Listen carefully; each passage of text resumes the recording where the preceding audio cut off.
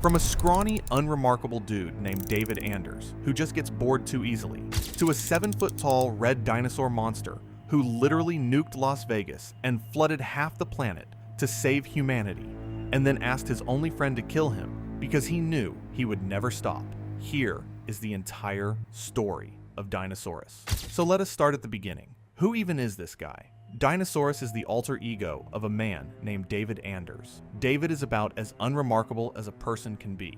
Thin, scrawny, brown hair, nothing special going on with him whatsoever. He is basically the last person you would ever suspect of being a supervillain. But here is the twist. David Anders has a split personality, and that second personality happens to be a genius-level intellect trapped inside the body of a giant red Tyrannosaurus Rex-looking humanoid. The transformation trigger is wild too. Unlike Bruce Banner, who turns into the Hulk when he gets angry, David turns into Dinosaurus when he gets bored. The second David Anders stops caring about whatever is happening around him, the second he feels indifferent about something, his body starts changing. Hundreds of pounds of bone, muscle, and tissue get added to his frame in a matter of seconds. He goes from this regular skinny guy to a towering muscular dinosaur man with 3-fingered claws, massive teeth, a long tail, and abs on his chest. And the really important part is that David and Dinosaurus are essentially two completely different people. David does not remember what Dinosaurus does, and Dinosaurus has his own goals, his own ideology, and his own plans for the world. That Dinosaurus first shows up in the Invincible comics around issue 68, right after one of the most devastating events in the series. Mark Grayson, our boy Invincible, has just survived the absolutely brutal Invincible War and the fight against Conquest. Cities are destroyed,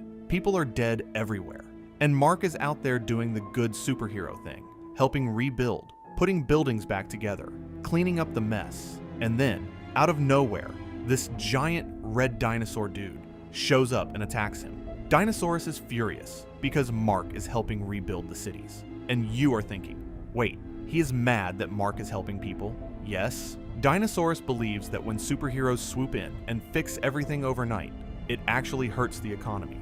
His argument is that if people have to rebuild on their own, it creates jobs, stimulates economic growth, and forces humanity to be self-sufficient. When a superhero just flies in and puts a building back together in 5 minutes, all of that goes away. It is a crazy argument, but it is not completely stupid either, and that is what makes Dinosaurus such a compelling character. Mark beats him pretty easily in their first fight, and Dinosaurus reverts back to David Anders, who gets thrown into Stronghold Penitentiary. But Dinosaurus is not done. After Mark comes back from the Viltrumite War, Dinosaurus escapes prison and heads straight for Las Vegas. He plants around 50 hydrogen bombs throughout the entire city. When Invincible arrives, Dinosaurus does something surprising. Instead of fighting Mark, he tells him he should be helping evacuate the civilians instead of trying to punch him. That is a big deal because it shows us that Dinosaurus genuinely does care about people. He does not want innocent people to die, but he also believes that Las Vegas has to go. His reasoning is that Las Vegas is an enormous drain on natural resources. The Colorado River is drying up. The region cannot sustain itself. But if the city were destroyed, the area would be perfect for building a massive solar power station that could provide clean energy to the entire country. Mark managed to find and disable one of the bombs, but there were about 50 of them. They all went off. The entire city of Las Vegas was vaporized and turned into a massive sheet of glass. Thousands of people died, and here's the thing that nobody expected. The government actually used that giant sheet of glass to build a solar power plant on top of it. And they invented double-sided solar panels that collected twice as much energy because the glass surface reflected light back up.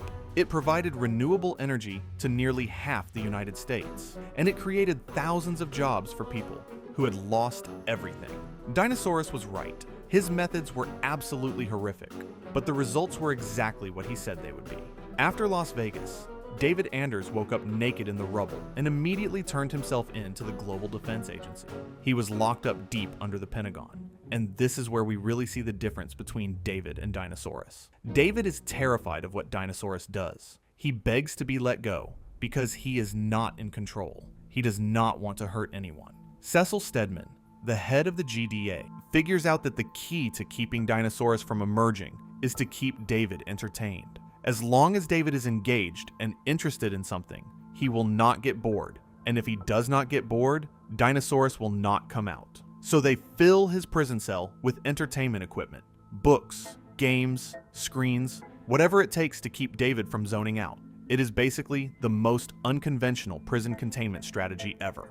But then Mark does something that nobody saw coming.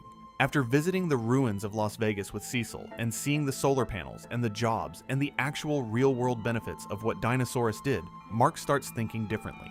He realizes that maybe there is something to Dinosaurus's ideas if they could just be guided in a less destructive direction.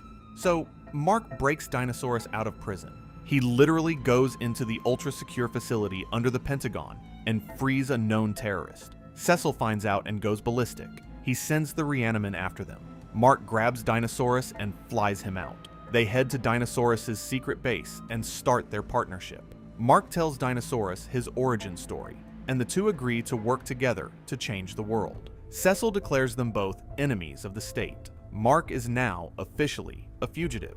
And just like that, Invincible and Dinosaurus are partners. Their first real mission together is actually pretty legendary. A villain called Omnipotus shows up and absolutely wrecks the Guardians of the Globe. The heroes cannot stop him, but Dinosaurus comes up with an unorthodox solution. While Mark fights Omnipotus head-on, Dinosaurus gets close enough to bite down on his head and somehow unleashes a massive surge of energy that kills Omnipotus outright. The Guardians try to arrest the duo after the fight, but Mark flies Dinosaurus back to their base. The two continue working together, and for a while, it actually seems like it might work. Dinosaurus is trying to focus on less destructive ways to improve the world, and Mark is there to keep him in check. Things get really intense when Mark gets infected with the Scourge virus. Alan the alien comes to Earth and meets Dinosaurus, who initially mistakes Alan for an enemy because, well, he is a giant alien. But once Alan explains that he is Mark's friend and that Mark is dying, Dinosaurus immediately jumps into action. Alan flies Dinosaurus up to the Viltrumite warship where Mark is being treated because Dinosaurus is a literal genius and might be able to help find a cure. This is where Dinosaurus meets Thrag, the Grand Regent of the Viltrumite Empire, and things get tense. Dinosaurus is smart enough to see right through Thrag. He knows that Thrag is not helping Mark out of the goodness of his heart. Thrag is only keeping Mark alive to gain the trust of Earth. So Dinosaurus does something absolutely insane as a backup plan. He plants bombs throughout the entire Viltrumite warship and rigs them to dead man switches connected to his own heartbeat. If Dinosaurus dies, the whole ship blows up. And sure enough, Thrag eventually tries to kill Mark. Dinosaurus catches him in the act and attacks. He claws at Thrag. But Thrag is so incredibly durable that Dinosaurus's claws break on contact. He bites Thrag, and his teeth shatter. Thrag rips off Dinosaurus's jaw and leaves him for dead. But the bombs start going off, and Thrag has to deal with that instead. Dinosaurus, broken and mangled, somehow gathers enough strength to carry Mark's unconscious body to a transport and escape back to Earth. They crash land near Dinosaurus's mountain headquarters and are eventually rescued by Mark's allies. The fact that Dinosaurus was willing to sacrifice himself and go toe-to-toe with one of the most powerful beings in the universe just to save Mark tells you everything about how much this partnership meant to him. But while Mark is recovering from his injuries, Dinosaurus has been busy. He has planted bombs in Los Angeles and in Greenland. When Mark finds out about the bomb in Los Angeles, he rushes there with the Guardians to deactivate it. But Dinosaurus teleports in and tells Mark that Los Angeles was just a distraction. The real plan was Greenland. Dinosaurus detonates bombs in Greenland, causing a catastrophic chain reaction. Massive chunks of ice melt, and a giant tsunami wave floods major cities around the world. Los Angeles, New York, Paris, Dubai, Tokyo, Sydney, London, all of them get hit. Over 1 million people die. Mark is absolutely devastated. He grabs Dinosaurus and screams at him, calling him a mass murderer, and pointing out that he has made Mark an accomplice to all of this. Dinosaurus tries to rationalize it. He says that by flooding certain areas, he would provide water to barren regions and prevent a potential extinction-level drought that could kill billions a century from now. The death of millions today to save billions tomorrow. That is his whole philosophy. The two fight, and Dinosaurus plays a specific frequency that targets the sensitive mechanism in Mark's inner ear that allows him to fly. It knocks Mark into a coma. Then, Dinosaurus does something truly wild. He had cloned Mark's body beforehand, but could not get the clone to function. So, he swaps the real Mark with the clone and kills the clone on live television. The entire world watches Invincible die. Every character in the Invincible universe sees it happen. Friends, family, heroes, villains, everyone thinks Mark Grayson is dead. Dinosaurus takes the real Mark back to his base and explains everything. He tells Mark about the frequency, the clone, the body swap, all of it. He says he did it to free Mark from the blame of the flooding, so that Mark could work with him again without being held responsible. But Mark is done. He is completely done. And this is where the most important conversation in Dinosaurus' entire arc happens. Mark sits down with Dinosaurus, and they talk. Mark challenges Dinosaurus' thinking and forces him to confront what he has actually become. Mark points out that maybe Dinosaurus has a god complex, that maybe he is not saving the world at all, but is just boosting his own ego and declaring himself above humanity. And slowly, painfully, Dinosaurus starts to see it. He starts to realize that his delusions have been driving him all along, that he has been telling himself he is a savior, when he is really just an extremist who cannot stop himself. And then Dinosaurus asks Mark to kill him. He tells Mark that he does not trust himself, that even though he can see his delusions now, he knows that eventually they will come back. He will convince himself again that killing people is the right thing to do. He does not want to become that monster again. He would rather die than risk it. And Mark does it. He kills Dinosaurus. And to make sure that Cecil does not pull some kind of trick and fake the death like he did with Conquest, Mark marks the corpse with his thumb so there is no doubt. Dinosaurus is dead for real.